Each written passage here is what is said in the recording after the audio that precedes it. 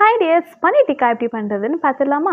அதுக்கு நான் எடுத்துக்கிட்டது jeera powder, salt, pepper powder, turmeric powder, chilli flakes, oregano, kasuri methi, Kashmir chilli powder, red chilli powder, garam masala, ginger garlic paste, vinegar and cooking oil, capsicum, onion and paneer. இது மூணுத்தையுமே cube மாதிரி cut பண்ணி வச்சுக்க. இப்போ சாஸஸில் soya sauce, green chilli sauce, red chilli sauce, schezwan sauce and ketchup.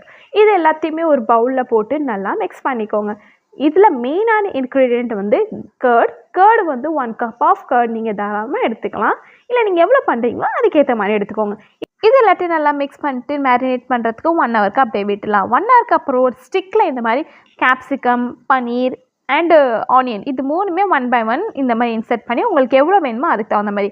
இப்போ ஒரு தவாவில் வந்து கொஞ்சமாக பட்டரை க்ரீஸ் பண்ணிட்டு எல்லாத்தையும் போட்டு லைட்டாக ஃப்ரை பண்ணி எடுத்து சைடாக ஷாலோ ஃப்ரை பண்ணிட்டு ஸ்மோக்கி ஸ்மெல் கொடுக்கறதுக்காக சார்கோல் வச்சு பட்டர் ஒரு கீ போட்டு க்ளோஸ் பண்ணிடுங்க.